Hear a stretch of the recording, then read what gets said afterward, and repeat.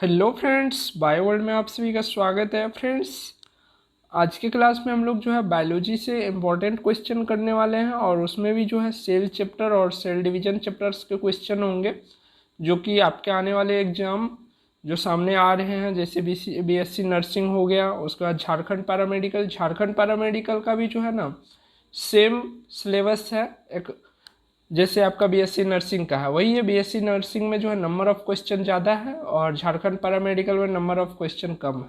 ठीक है, तो चलिए आज हम लोग स्टार्ट करते हैं बायोलॉजी के अच्छे अच्छे क्वेश्चंस का। और हम सभी लोगों से रिक्वेस्ट करेंगे कि आप लोग जो है आंसर करते चलिए मेरे साथ ही। ठीक है, अगर आप लोग लाइव के बाद क्लास करते हैं, टाइम याद रखिएगा 8 बजे सुबह में आपको ऐसे ही अच्छे अच्छे क्वेश्चन करवाए जाएंगे। ठीक है, अगर आप लोग लाइव सेशन के बाद वीडियो को देखते हैं तो आप लोग जो है जैसे ही आप लोगों के कमेंट बॉक्स होते हैं नीचे, उसी में आप क्वेश्चन नंबर और उसका आंसर करते चलिए। ठीक है, जिस तरह से मैं डिस्कशन करते चलूँगा उससे पहले आप लोग आंसर पुट करते चलिएगा।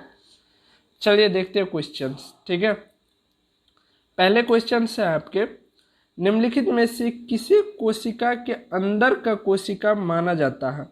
विच one of the following is considered a cell within a cell? यानी कि सेल के अंदर सेल किसे कहा जाता है? देखिए, सेल किसी को तभी कहा जा सकता है जब उसके अंदर डीएनए हो। ठीक है, डीएनए होगा तभी तो उस सेल का जो जेनेटिक इंफॉर्मेशन होगा वो अगले सेल में जाएगा। ठीक है, तो सेल होने के लिए मस्ट जरूरी क्या, डीएनए होना चाहिए उसके पास। डीएनए कहाँ होगा? न्यूक्लियस में होगा। ठीक है, तो सेल के अंदर सेल, ये बात ध्यान रखना, सेल के अंदर सेल। तो इसमें से कौन सा ऑप्शन बता सकते कोई? ये चारों के चारों क्या है? राइबोसोम, क्लोरोप्लास्ट, लाइसोसोम और गोल्जी बॉडी। ठीक है, गोल्जी अपरेटस को गोल्जी बॉडी के नाम से भी हम जाने जाते हैं। ये सारे के सारे सेल ऑर्गेनेल है। क्या है? सेल ऑर्गेनेल है, जो कि सेल में पाए जाते हैं। ठीक है, इन सभी का अपना अपना कार्य होता है। ठीक है, इनमें से जो है दोस्तों बताना आप लोगों को कौन सा होगा, फटाफट से बताइए। जिसको अपना डीएनए हो, बता सकते हैं? देखिए, राइबोसोम का कार्य क्या होता है? प्रोटीन बनाना। ठीक है, क्लोरोप्लास्ट का काम क्या होता है? फोटोसिंथेसिस करना। ठीक है, उसका लाइसोसोम को आप लोग जानते होंगे, आत्महत्या की थैली यानी कि सुसाइडल वेग के नाम से जाना जाता है। और गोल्जी बॉडी का कार्य क्या होता है? रिस्पिरेशन में हेल्प करना। ठीक है, तो फटाफट से बताइए इनमें से कौन जो है वो सेल के अंदर का सेल कहा जाता है? यस, क्या हो जाएगा? क्लोरोप्लास्ट, क्योंकि क्लोरोप्लास्ट के पास अपना डीएनए होता है। मैं रिपीट कर रहा हूँ, क्लोरोप्लास्ट के पास अपना डीएनए होता है, इसीलिए ये सेल के अंदर का सेल कहलाता है। ठीक है, सेल में क्या होता है? न्यूक्लियस होता है और न्यूक्लियस में जो मेन कंटेंट रहता है वो क्या रहता है? डीएनए रहता है। ठीक है दोस्तों, इसी प्रकार से आप लोगों का क्लोरोप्लास्ट और माइटोकॉन्ड्रिया दो ऐसे ऑर्गेनेल है जिसको अपना डीएनए रहता है। तो दोनों क्या हुआ? सेल के अंदर का सेल हो गया। याद रखिएगा, क्लोरोप्लास्ट एंड माइटोकॉन्ड्रिया। ठीक है, चलिए आगे बढ़ते हैं अगले क्वेश्चन की ओर। अगला क्वेश्चन है, निम्नलिखित कथनों पर विचार कीजिए। चलिए ठीक है, विचार करेंगे हम लोग। आ जाइए यहाँ पर, क्वेश्चन को देखिए। कह रहा है क्वेश्चन, सेल पहला है, vacuole discovered by single membrane called tonoplast. Vacuole जो है वो कवर्ड रहता है। कवर्ड मतलब क्या? एक ऊपर से चादर जैसे आप लपेट लेते हो, उसी को कवर्ड बोल सकते हो। ठीक है, सिंगल मेम्ब्रेन। ठीक है, एक चादर जो लपेट लेते हो, ऐसा नहीं कि दो चादर करके आप लपेट लेते हो जाड़े के दिन में, ऐसा नहीं। तो वो क्या कहलाता है? टोनोप्लास्ट कहलाता है। क्या ये सही है या गलत, ये आपको बाद में चुनना होगा। ठीक है, पहले पढ़ लीजिए तीनों क्या क्या है। Cell organelles covered by single membrane are glyoxysome, lysosome और पेरेक्सोसोम। ठीक है, ये तीनों के तीनों जो है सिंगल मेम्ब्रेन होते हैं, ये कोई चादर ओढ़े नहीं रहते हैं। ठीक है, इसके शरीर में जो कपड़ा है वही कपड़ा पहने रहते हैं। ठीक, उसके बाद है, rigidity of cell wall is due to presence of cellulose. ठीक है, सेल्यूलोस एंड लिग्निन। देखिए, सेल वॉल की जो कठोरता होती है वो सेल्यूलोस और लिग्निन के कारण होता है या क्या, ये आपको बताना है कि ये तीनों स्टेटमेंट में से कौन सा स्टेटमेंट सही है। हिंदी में भी दिया हुआ है, हमने हिंदी इंग्लिश दोनों के स्टूडेंट को ध्यान में रखते हुए इस तरह के क्वेश्चन अराइज किए हैं ताकि किसी भी स्टूडेंट को दिक्कत ना हो। देखिए वैक्यूल को हिंदी में क्या बोला जाता है, रिक्तिका बोला जाता है। रिक्तिका एकल झिल्ली टोनोप्लास्ट के द्वारा घिरे रहते, क्या यह बात सही है या गलत है, ये चुनना है आपको। दूसरा, एकल झिल्ली द्वारा घिरे हुए कोशिकांग में कौन कौन है, ग्लाइकोसोम, ठीक है, लाइसोसोम और पेरोक्सीसोम, क्या ये बात सच है। अगला देखिए तीसरा जो है दिया हुआ, कोशिका भित्ति की कठोरता सेल्यूलोज और लिग्निन के उपस्थिति के कारण होता है। बताइए इनमें से कौन सा जो है कथन सही है, बता सकते हैं। तीनों सही हो जाएंगे दोस्तों। वैक्यूल जो होते हैं वो एक चादर लपेटे रहते हैं जो क्या कहलाता है, टोनोप्लास्ट कहलाता है, ठीक है। उसके बाद जो है ये तीनों ऑर्गेनेल, कौन सा, ग्लाइकोसोम, ठीक है, लाइसोसोम और पेरोक्सीसोम, ये तीनों के तीनों सिंगल बॉन्डेड मेम्ब्रेन होते हैं, ठीक है, सिंगल मेम्ब्रेन बॉन्ड ऑर्गेनेल होते हैं। और आपका जो कोशिका भित्ति हो गया यानी कि सेल वॉल जो हो गया वो काफ़ी ज़्यादा कठोर होते हैं, किसके कारण, सेल्यूलोज और लिग्निन के कारण, ठीक है। तो यहाँ पर आपके डी नंबर ऑप्शन हो जाएंगे 1, 2 एंड 3, ठीक है। चलिए आगे बढ़ते हैं, अगला क्वेश्चन देखिए। अगला क्वेश्चन है, केंद्रक के अलावा कौन से कोशिकांग में डीएनए पाया जाता है। फर्स्ट क्वेश्चन रिपीट हो गया है, ठीक है। Which organelle in the cell other than nucleus contain DNA, ठीक है। सेल में जो है कौन सा ऐसा ऑर्गेनेल है जो न्यूक्लियस के अलावा उनके पास भी डीएनए होता है, बताइए। दो ही हमने बताया था, एक क्लोरोप्लास्ट और दूसरा माइटोकॉन्ड्रिया, इसमें कौन सा है, centriole, Golgi apparatus, lysosome, mitochondria, बिल्कुल डी हो जाएगा, सभी लोगों का डी सही है। सभी को गुड मॉर्निंग, जो लोग लेट से अभी तक जगे हैं, ठीक है। चलिए फटाफट से जो है लाइक कर दीजिए एक बार, अगर क्वेश्चन बनाने में मजा आ रहा हो तो वीडियो को लाइक कर दीजिए। चलिए आगे बढ़ते हैं, अगला क्वेश्चन देखिए। अगला क्वेश्चन है, plasma membrane in eukaryote cells is made up of, ठीक है। यूकैरियोट कोशिकाओं की जो कोशिका झिल्ली होती है, सेल मेम्ब्रेन, ठीक है, सेल मेम्ब्रेन को क्या बोला जाता है हिंदी में, कोशिका झिल्ली, किसकी बनी होती है, ठीक है। यूकैरियोट का जो सेल मेम्ब्रेन होता है वो किस चीज का बना होता है, लिपोप्रोटीन, फॉस्फोलिपिड, सेल्यूलोज और फास्फोप्रोटीन, किस चीज का बना होता है, फटाफट से बताइए। तो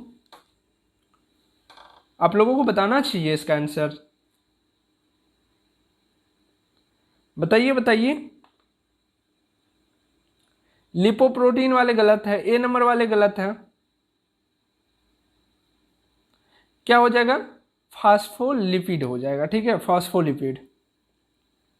राइट आंसर क्या हो जाएगा, फास्फोलिपिड हो जाएगा, ठीक है। इसको समझाने वाले साइंटिस्ट कौन थे, सिंगर और निकोलसन थे, जिन्होंने फ्लूइड मोजाक मॉडल दिया था, ठीक है। कब दिया था, 1972 ईस्वी में दिया था।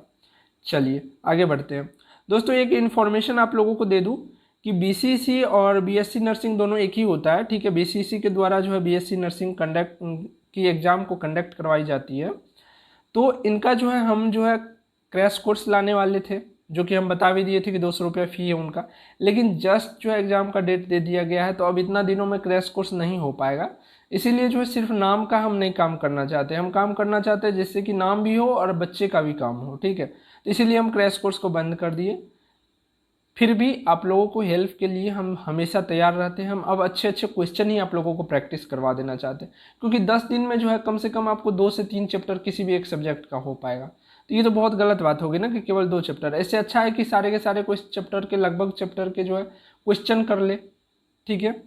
तो इनके लिए केवल 50 रुपया में आपको हम टेस्ट सीरीज ले आए हैं, जो कि आपको टेलीग्राम पे टेस्ट होगी। उनके लिए आपको 50 रुपया पे फोन या गूगल पे से आप लोगों को पेमेंट करना होगा। अगर आप लोग चाहते हैं तो इस नंबर पर मैसेज करके आपको सीधा जा करके बोलना है कि बीसीसी का हमको टेस्ट सीरीज लेना है, ठीक है। ऐसा नहीं कि हाय हेलो सर ये वो, ऐसा नहीं करना है। सीधा जा करके मैसेज करके बोलना है सर बीसीसी का जो है हमें टेस्ट सीरीज लेना है।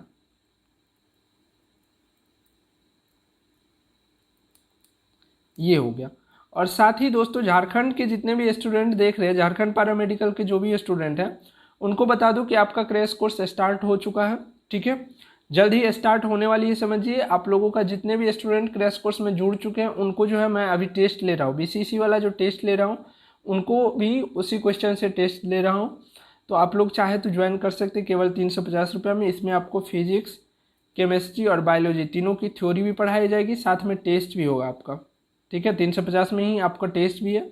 अगर आप ज्वाइन करना चाहते हैं तो इस नंबर पर आप भी मैसेज करके संपर्क कर सकते हैं। ठीक है, चलिए बढ़ते आगे क्वेश्चन की ओर। अगला क्वेश्चन है आपका, the living content of cell is called protoplasm, it is composed of. कोशिका के जीवित पदार्थों को जीवद्रव कहा जाता है।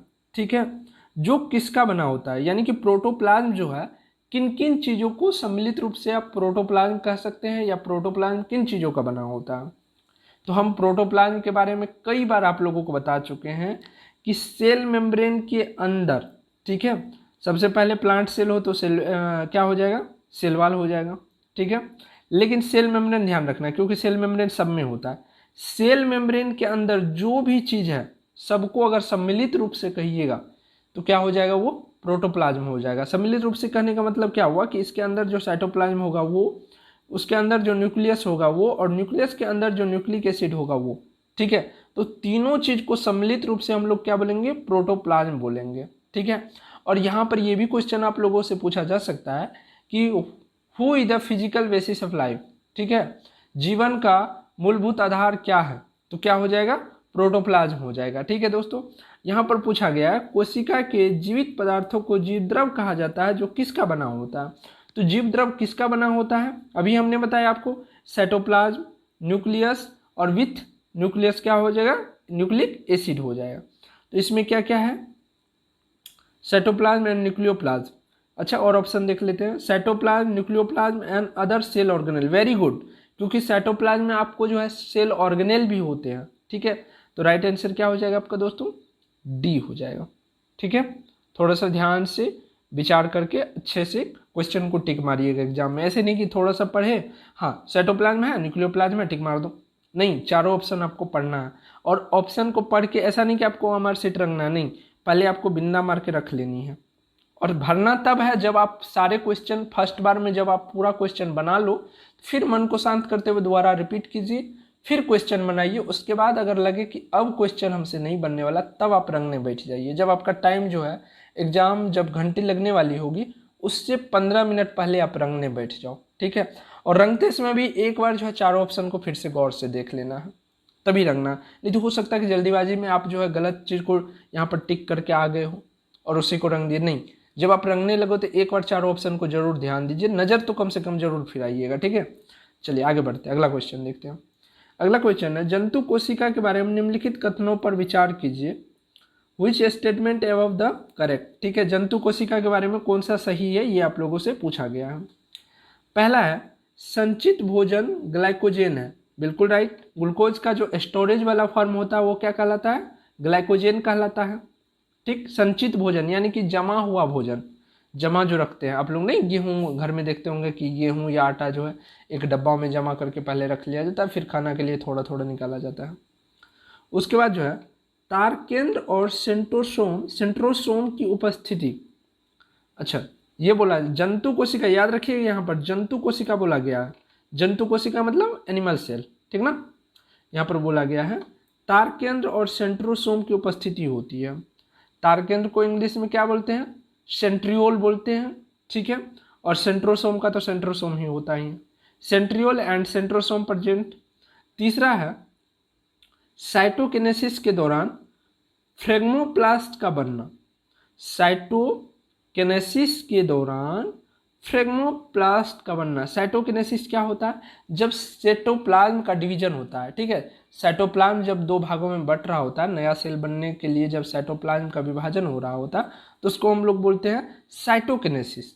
और जब अंदर न्यूक्लियस के अंदर वाला जब पोर्शन का डिवीजन हो रहा होता है तो उसको हम लोग क्या बोलते हैं, कैरियोकिनेसिस बोलते हैं। ठीक है, दो वर्ड को याद रखिएगा, साइटोकिनेसिस और कैरियोकिनेसिस। ठीक, अगला जो ऑप्शन है आपका चौथा नंबर, कोशिका भित्ति की अनुपस्थिति। देखिए जंतु कोशिका में कोशिका भित्ति की उपस्थिति, सही बात है। संचित भोजन को ग्लाइकोजेन कहते हैं, ये भी सही बात है। तार केंद्र और सेंट्रोमियर की बिल्कुल उपस्थिति होती है, तभी न जाकर के जो है सेंट्रोसोम के और जो है जो थ्रेड होता है आपका क्रोमैटिन थ्रेड, वो अरेंज हो करके क्रोमोसोम के रूप में, नॉन सिस्टर क्रोमोसोम के रूप में जो है मूव करता है, किसकी ओर, सेंट्रियोल की ओर मूव करता है। ठीक है, तो ये भी बात सही है। उसके बाद है साइटोकिनेसिस के दौरान फ्रेगमोप्लास्ट का बनना, बिल्कुल ये पकड़ने वाली चीज है, ठीक है। फ्रेगमोप्लास्ट का बनना, फ्रेगमोप्लास्ट जो है वो किस में बनता है, प्लांट में बनता है दोस्तों, ठीक है। फ्रेगमोप्लांट जो है वो किस में बनता है, प्लांट में बनता है, ठीक है। एनिमल में क्या बनता है, कोई बता सकते हैं? जब आपका साइटोकिनेसिस हो रहा होता है तो एनिमल में क्या बनते हैं, बताइए, कोई भी बता सकते हैं? चलिए ये होमवर्क के रूप में हम दे रहे हैं, ठीक है, बताइएगा। जो बताइएगा उसका कमेंट पिन होके ऊपर में रहेगा, ठीक ना। चलिए आगे बढ़ते हैं, अगला क्वेश्चन देखिए। अगला क्वेश्चन है, a plant cell differ from animal cell is having, ठीक है। पादप कोशिका जो है किसी की उपस्थिति के कारण जंतु कोशिका से अलग होता है, यानी पादप कोशिका, प्लांट सेल और एनिमल सेल में जो विभिन्नता होती है किसके कारण हम कहते हैं कि ये प्लांट सेल है और ये एनिमल सेल है। तो बताइए, सबसे पहले है क्लोरोप्लास्ट, उसके बाद है cell wall, cell membrane, nucleus, ठीक है। चलिए अच्छा ये बताइए तो मानव क्या करता है, फोटोसिंथेसिस करता है क्या? अच्छा हंसी लग रही है। अच्छा, क्लोरोप्लास्ट का काम क्या होता है, फोटोसिंथेसिस के लिए वो होता है। तो मानव जब बनाता ही नहीं है, अच्छा कुत्ता बिल्ली भी एनिमल में आते हैं, क्या वो फोटोसिंथेसिस करते हैं? तो सबसे पहले तो यही हो जाएगा आपका ऑप्शन, ठीक है। थोड़ा सा सोचने वाली बात है। न्यूक्लियस, कोई भी सेल होगा न्यूक्लियस होगा ही, सेल मेम्ब्रेन होगा ही, सेल वाल तो प्लांट में होता है, चलो ठीक है मान लेते हैं। लेकिन सेल वाल ये नहीं हम बोल सकते हैं कि सिर्फ सेल वाल के कारण जो है भिन्नता आई है। तो आंसर जो है ए एंड बी हमारा बहुत हो सकता है, ठीक है। चलिए आगे बढ़ते हैं, अगला क्वेश्चन देखिए। अगला क्वेश्चन है, डीएनए में पाई जाने वाली शर्करा, शर्करा को क्या बोलते हैं, शुगर बोलते हैं, ठीक है। The sugar present in DNA, DNA में पाई जाने वाली शर्करा को यानी कि शुगर को क्या बोलते हैं? जब जेनेटिक्स पढ़ा रहे थे तो बहुत अच्छा से समझा चुके थे। डीएनए में क्या होगा, डीऑक्सीराइबोस होगा, और आरएनए में क्या होगा, राइबोस शुगर होगा, ठीक है। देखिए क्या है, फ्रक्टोज नहीं होगा, ग्लूकोज नहीं होगा, राइबोस नहीं होगा, क्योंकि राइबोस आरएनए में होता है, ठीक है। लेकिन डीऑक्सीराइबोस किस में होता है, डीएनए में होता है। तो राइट आंसर क्या हो जाएगा फ्रेंड्स, डी हो जाएगा, ठीक है। चलिए आगे बढ़ते हैं, अगला क्वेश्चन देखिए। अगला क्वेश्चन है, सूची एक के साथ अच्छा सूची दो के साथ सूची एक का मिलान करें और सूचियों की सूची के नीचे दिए गए कोड का सही इस्तेमाल करके चयन करें। अच्छा कोड नहीं है, हम बना लेंगे, कोई दिक्कत नहीं। स्टार्च का जो संग्रहण होता है यानी कि स्टोरेज जो होता है स्टार्च का, वो किस रूप में होता है वो बताना है आपको। उसके बाद तेल और वसा का जो संग्रहण होता है यानी कि जमा, संग्रहण मतलब क्या है, स्टोरेज, ठीक है, वो किस रूप में होता है। क्लोरोफिल वर्णक जो है किससे संबंधित है। क्लोरोफिल के अलावा रंगीन वर्णक होते हैं, अच्छा क्लोरोफिल के अलावा जो रंगीन वर्णक होते हैं उनको क्या कहलाता है, वो क्या कहलाता है, वो भी आपको बताना है, जल्दी से बताइए, बता सकते हैं ना, दिक्कत नहीं है ना, तो जल्दी से बताइए क्या हो जाएगा। मिलान कीजिए।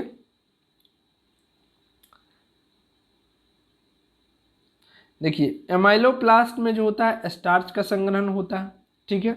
तेल और वसा का संग्रहण जो होता है वो क्या होता है, किस में होता है, एलियोप्लास्ट में होता है। क्लोरोफिल वर्णक जो होते हैं पर्णहरित, जिसको क्लोरोप्लास्ट बोलते हैं, ठीक है, तो क्लोरोप्लास्ट में हो जाएगा। क्लोरोप्लास्ट होगा या क्लोरोफिल होगा, क्लोरोफिल होगा, ठीक है। क्लोरोप्लास्ट में हो जाता है, जितने भी आप लोगों के मतलब कलरफुल पिगमेंट है सब आ जाते हैं, ठीक है। क्रोमोप्लास्ट को इंग्लिश में क्या बोलते हैं, क्रोमोप्लास्ट, ठीक है। और इसको क्या बोलते हैं, पर्णहरित को क्या बोलते हैं, बोलिए, क्लोरोप्लास्ट, अच्छा CHLORO प्लास्ट, ठीक है। तो ध्यान रखिएगा, क्लोरोफिल जो होते हैं वो वर्णक होते हैं क्लोरोप्लास्ट वाला, और क्लोरोफिल जो होते हैं इसमें कई सारे कलर होते हैं, ठीक है, केवल ग्रीन ही नहीं होते, कई सारे कलर्स होते हैं। चलिए अगला क्वेश्चन देखते हैं। अगला क्वेश्चन है, निम्नलिखित कथनों पर विचार कीजिए, ठीक है, विचार कर रहे हैं। जीवाणु कोशिका के गुणसूत्र हमेशा गोलाकार होते हैं, और गोलाकार को इंग्लिश में क्या बोलते हैं? सर्कुलर बोलते हैं, ध्यान रखिएगा। गुणसूत्र जो किसी व्यक्ति के लिंग का निर्धारण करते हैं उन्हें ऑटोसोम कहा जाता है। गुणसूत्र जो किसी व्यक्ति के लिंग का निर्धारण करते हैं उसे क्या बोला जाता है? ऑटोसोम बोला जाता है। तो बोल सकते हैं क्या इनमें से कौन सा सही है, कौन गलत है? बोलिए बोलिए।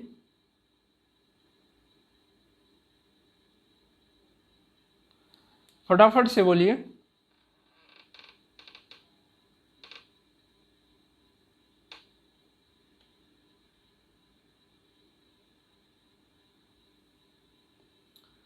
क्या हो जाएगा? एक दो दोनों होगा या केवल एक होगा?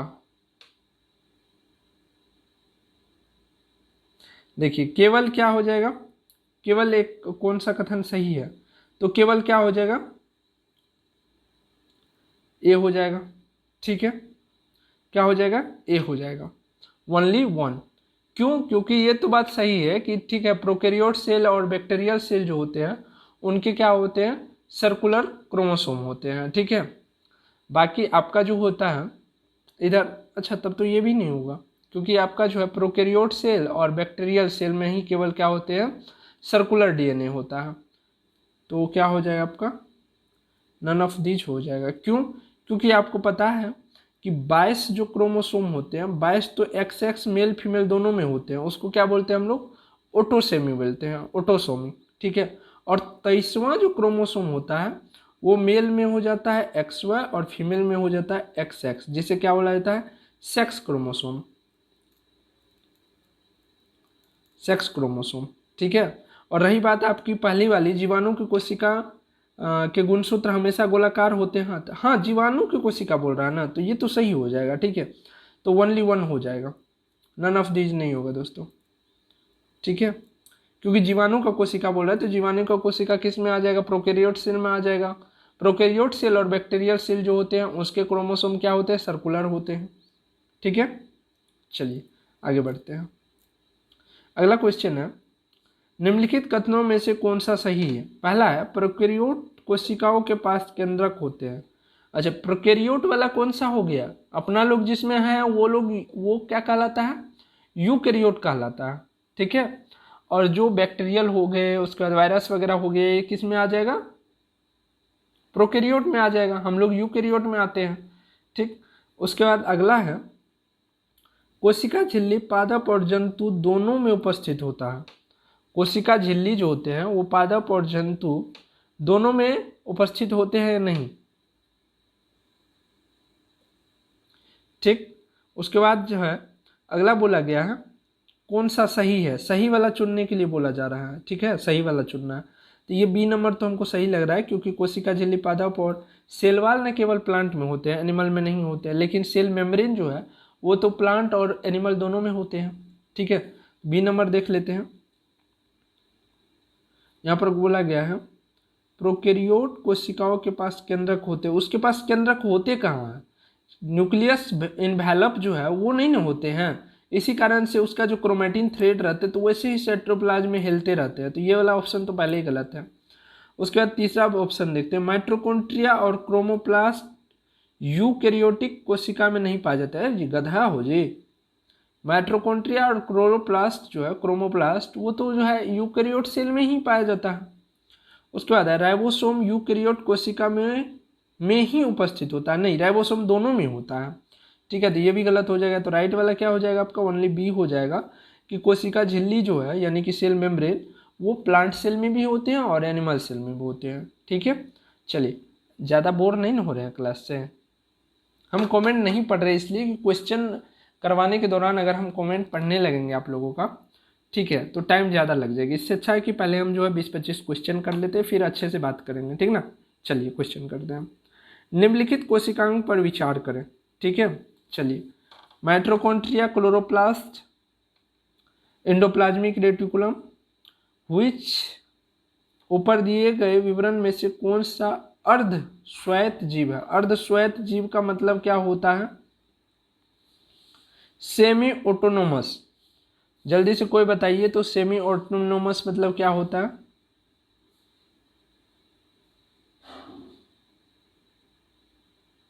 जो खुद के लिए काम करने के लिए स्वतंत्र हो, जो खुद से अपना जो है घर गृहस्थी चला सकता है, ठीक है। अर्थात जिसके पास डीएनए है वो क्या कहलाएगा, अर्ध स्वायत्त अंग, ठीक है, अर्थात सेमी ऑटोनोमस ऑर्गेनेल्स, ठीक है। तो इनमें से कौन कौन सा आ जाएगा, दो ही हम आपको बताए हैं, एक तो क्लोरोप्लास्ट है जिसके पास क्या है, अपना डीएनए है, और माइटोकॉन्ड्रिया है जिसके पास अपना डीएनए है। सेल को बोलेगा भैया तुम्हारा साइटोप्लाज्म सूखे कि मरे हमको कोई फर्क नहीं पड़ने वाला है, हमारे पास डीएनए है, हम काम चला सकते हैं, ठीक है। तो क्या हो जाएगा, एक नंबर में माइटोकॉन्ड्रिया, दो नंबर में क्लोरोप्लास्ट, तो 1 और 2 इज राइट, ठीक है। आगे बढ़े, अगला क्वेश्चन देखते हैं। अगला क्वेश्चन है, प्रोटीन संश्लेषण में निम्नलिखित में से कौन सा कोशिकांग सबसे महत्वपूर्ण भूमिका निभाता है। प्रोटीन संश्लेषण के लिए हमने क्या बताया है कि जब डीएनए का फ्रेगमेंट होता है और आरएनए बनता है तो न्यूक्लियस के जो इन्वेलप होते हैं उनमें छोटे छोटे पोर्स होते हैं, छिद्र होते हैं, जिसके द्वारा आरएनए बाहर निकल जाता है और राइबोसोम से आकर के मिलता है और प्रोटीन का निर्माण करता है। क्या करता है, प्रोटीन का निर्माण करता है। और ये राइबोसोम होते कहाँ पर हैं, या तो ये स्वतंत्र रूप से रहेंगे, ठीक है, या नहीं तो एंडोप्लाज्मिक रेटिकुलम जो होते हैं उसी पर होते हैं, ठीक है। तो जो दो प्रकार के एंडोप्लाज्मिक रेटिकुलम होते हैं, एंडोप्लाज्मिक रेटिकुलम को क्या बोला जाता है, अंतःप्रद्रवी जालिका, ठीक है, हिंदी में बोला जाता है। एंडोप्लाज्मिक रेटिकुलम दो प्रकार के होते हैं, एक सॉफ्ट एंडोप्लाज्मिक रेटिकुलम होते हैं, एक रफ एंडोप्लाज्मिक रेटिकुलम होते हैं। जिस एंडोप्लाज्मिक रेटिकुलम पर राइबोसोम चिपका होता है उसको बोलते हैं रफ एंडोप्लाज्मिक, क्योंकि उभड़ खाबड़ जैसे हो जाएगा, उसको बोलते हैं रफ एंडोप्लाज्मिक रेटिकुलम। और जिस पर राइबोसोम चिपका हुआ नहीं रहता वो कहलाता है smooth endoplasmic reticulum. Smooth endoplasmic reticulum जो है ये आपका लिपिड का संश्लेषण करता है, और रफ एंडोप्लाज्मिक रेटिकुलम जिस पर राइबोसोम चिपका रहता है वो आपको प्रोटीन का संश्लेषण करता है। बिहार पैरामेडिकल में यही पूछा गया था कि स्मूथ एंडोप्लाज्मिक रेटिकुलम जो है किसका संश्लेषण करता है, तो स्मूथ एंडोप्लाज्मिक रेटिकुलम जो है वो क्या करता है, लिपिड का संश्लेषण करता है, ठीक है दोस्तों। तो राइट आंसर क्या हो जाएगा आपका, बी हो जाएगा, याद रखिएगा। चलिए अगला क्वेश्चन देखते हैं। अगला क्वेश्चन है, which of the following is the correct sequence of different phase of cell division. कोशिका विभाजन के विभिन्न चरणों में कौन सा क्रम सही है। देखिए कोशिका विभाजन 4 चरण में होते हैं, 4 चरण में इनमें से कौन कौन से बताइए, कोई 4 चरण इनमें से कौन कौन से है वो बता सकते हैं कोई। सबसे देखिए, सबसे पहले आते हैं प्रोफेज, फिर मेटाफेज, फिर कौन सा, एनाफेज, और तब जाकर के क्या आता है, टेलोफेज, ठीक है। तो याद कैसे रखना है आपको, PM 80, ठीक है। हमारे PM जो है वो अमित शाह के टकले से सॉरी ऐसा नहीं कुछ बोलना चाहिए, ठीक है। हमारे PM जो है वो ATM के जैसे कार्य करते हैं, ठीक है, M साइलेंट है, तो ऐसे कुछ बना सकते हैं जिससे याद रहे आपको कि सबसे पहले कौन सा फेज आता है, प्रोफेज आता है, फिर जो है मेटाफेज आता है, फिर कौन सा फेज आता है, एनाफेज आता है, और तब जाकर के कौन सा फेज आता है आपका, टेलोफेज आता है। तो याद रखिएगा आपका इनमें से देख लीजिए कौन सा ऐसा ऑप्शन बन रहा है। ए नंबर में है 3, अच्छा P क्या है, P है 3 नंबर में, और M क्या है 4 नंबर में है। और आपका मेटाफेज ये है 4 नंबर में, और एनाफेज जो है वो है 1 नंबर में, और टेलोफेज जो है वो किस नंबर में है, 2 नंबर में। 3 4 1 2 देख लीजिए किस में है, 3 4 1 2, हाँ C नंबर में है। राइट आंसर क्या हो जाएगा आपका, C हो जाएगा। चलिए अगला क्वेश्चन देखिए। अगला क्वेश्चन है, सुसाइडल बैग ऑफ सेल यानी कि कोशिकांग की आत्महत्या की थैली किसे कहा जाता है। सबको पता है, फटाफट से आंसर लगाइए। लाइसोसोम को कहा जाता है। क्यों कहा जाता है दोस्तों, कोई बता सकते हैं क्यों कहा जाता है, कमेंट में आंसर कीजिए क्यों कहा जाता है। जिसका राइट आंसर होगा उसके कमेंट को करेंगे पिन। पिन अर्थात जितने भी बच्चे आएंगे वीडियो देखने सभी के सामने आपका कमेंट सबसे ऊपर में दिखेगा। मतलब ये इज्जत वाली बात हुई कि आपने अच्छी जानकारी रखते हैं और आपने अच्छी जानकारी दी है, ठीक है। देखिए लाइसोसोम में जो है पाचन करने वाले कई सारे एंजाइम्स होते हैं जो आपको पिछले क्लास में हमने बताए, जो कि किस तरह के होते हैं, एसिडिक नेचर के होते हैं, ठीक है। इसका कार्य क्या होता है कि जो सेल कार्य करना बंद कर देता है, जो सेल कार्य करना बंद कर देता है उसके पास जाकर के ये खुद ब खुद फट जाते हैं। खुद ब खुद फटने के कारण जो है सामने वाला सेल भी फट जाता है। जिस तरह से मिसाइल कार्य करता है, एंटी मिसाइल जो होते हैं वो जो भी मिसाइल आ रहे होते हैं उसके आकर के लड़ नहीं जाते हैं, एंटी मिसाइल उसके नीचे आएंगे और अपने आप को ब्रस्ट कर लेंगे। ब्रस्ट करने के कारण ये गर्मी पाने के कारण ब्रस्ट हो जाएगा, ठीक है, गर्म होने के कारण ये भी ब्रस्ट हो जाता है तो ऊपर में ही उड़ जाता है। उसी प्रकार से लाइसोसोम भी यही है। देखिए लाइसोसोम क्या कर रहा है, बेचारा जो है दूसरे सेल को मारने के लिए, हमारे शरीर को सुरक्षा देने के लिए, जिस तरह से हमारे देश को सुरक्षा देने के लिए फौजी अपनी जान की परवाह नहीं करते हैं, उस प्रकार से लाइसोसोम भी यही काम करते हैं। हमारे शरीर में जो ऑर्गन काम नहीं करते हैं अर्थात जो हमारे शरीर के लिए हानिकारक होते जाते हैं उसको क्या करते हैं, खुद को जान दे करके उसको मार देते हैं। इसलिए आपका बाल और नाखून जो है बढ़ते रहता है। आगे बढ़ते हैं, अगला क्वेश्चन देखिए। कोशिका में राइबोसोम की अनुपस्थिति में निम्नलिखित में से कौन सा कार्य नहीं होता है। राइबोसोम की अनुपस्थिति हो जाएगी तो कौन सा कार्य नहीं होगा। सबसे पहले आपको पता है कि प्रोटीन का संश्लेषण कौन करता है, राइबोसोम करता है। तो क्या होगा भैया, फैक्ट्री में प्रोटीन बनना बंद हो जाएगा, ठीक है। क्या होगा, फैक्ट्री में प्रोटीन बनना क्या होगा, बंद हो जाएगा। चलिए आगे बढ़ते हैं, अगला क्वेश्चन देखिए। अगला क्वेश्चन है कोशिका टोटिपोटेंसी। टोटिपोटेंसी का मतलब क्या होता है, सेलुलर टोटिपोटेंसी मीन्स क्या होता है, कोई बता सकते हैं, फटाक से बताइए तो,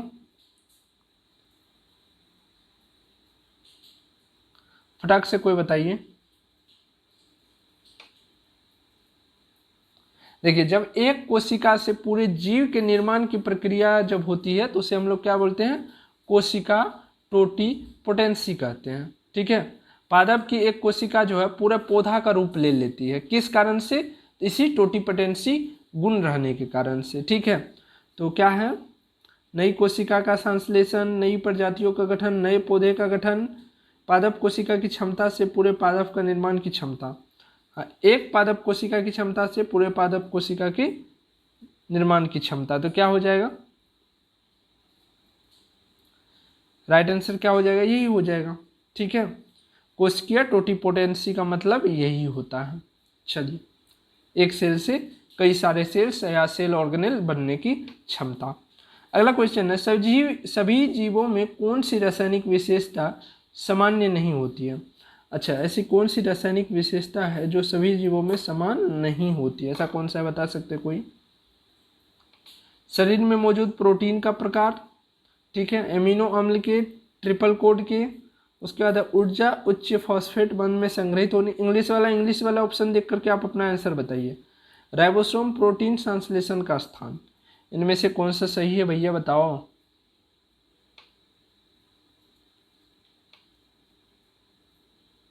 देखिए हम लोग क्या बोलते हैं कि जीन जो है वो क्या है, जेनेटिक मटेरियल है, लेकिन जीन जाके क्या करता है, आगे प्रोटीन का संश्लेषण करवाता है। जो प्रोटीन क्या करता है, जो हमारा कैरेक्टर है, जैसे कि पिताजी का आँख का कलर जो है वो ब्राउन है, तो जीन तो जाएगा ब्राउन कलर, आई कलर वाला जीन जाएगा, ठीक है। जीन कौन सा जाएगा, आई कलर वाला जाएगा। लेकिन आई कलर तो दो प्रकार का है ना, एक ब्लैक और एक ब्राउन। तो ये ब्लैक और ब्राउन कलर है, ये डिसाइड करता है प्रोटीन, ठीक है। तो प्रत्येक व्यक्ति में जो है टाइप ऑफ प्रोटीन अलग होते हैं। तो पहला आंसर क्या हो जाएगा, देखिए शरीर में मौजूद प्रोटीन का प्रकार बिल्कुल ये भिन्न होता है, ठीक ना। चलिए अगला क्वेश्चन देखिए। अगला क्वेश्चन है ऊर्जा यकृत और मांसपेशियों में किस रूप से संग्रहित होता है। ऊर्जा जो है energy is stored in liver and muscles in the form of. ऊर्जा जो आपका यकृत और मांसपेशी में जो जमा होता है तो ऊर्जा के किस रूप में जमा होता है ये बताना है आपको। बताइए तो, फटाक से बताइए। बता चुके हैं, पहले क्वेश्चन में बताए हुए हैं कि ग्लूकोज का जो स्टोरेज फॉर्म है वो क्या है, ग्लाइकोजन है क्या। तो राइट आंसर क्या हो जाएगा, डी हो जाएगा। अगला क्वेश्चन देखिए। अगला क्वेश्चन है निम्नलिखित कथनों पर विचार कीजिए। माइटोकॉन्ड्रिया को कोशिका का ऊर्जा घर कहा जाता है, सही बात है। माइटोकॉन्ड्रिया एटीपी को संग्रहित करता है, संग्रहित करता क्या, सही बात है क्या। अच्छा चलिए तत्काल इसको भी मान लेते हैं, ठीक है। उसके बाद देखिए कोशिका की ऊर्जा मुद्रा एटीपी कहते हैं। अच्छा हाँ ये तो सही है, सेल का करेंसी क्या होता है, एटीपी होता है। क्रव चक्र माइटोकॉन्ड्रिया में होता है। अच्छा, क्रव चक्र जो होते हैं वो किस में होता है? माइटोकॉन्ड्रिया में होता है क्या? यहाँ पर पूछा गया है निम्नलिखित में से कौन सा कथन गलत है, बताइए। क्रब साइकिल जो होता है वो बिल्कुल माइटोकॉन्ड्रिया में होता है। चारों के चारों ऑप्शन सही होने जा रहे हैं, तो क्या एक ऑप्शन दे दीजिए, D, all, all RIGHT, all right, ठीक है, मार दीजिए। अगला क्वेश्चन देखिए, अगला क्वेश्चन है कोशिका श्वसन जंतु कोशिका के किस भाग में होता है? कोशिकीय श्वसन जो है जंतु कोशिका के किस भाग में होते हैं? तो माइटोकॉन्ड्रिया में, ठीक है, क्या बोलिएगा? माइटोकॉन्ड्रिया में। तो राइट आंसर क्या हो जाएगा आपका? बी हो जाएगा।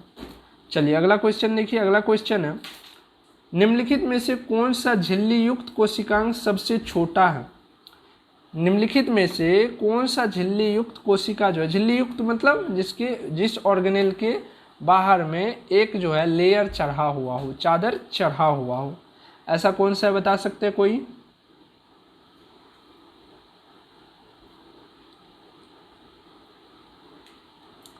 झिल्ली युक्त में कौन सा हो जाएगा?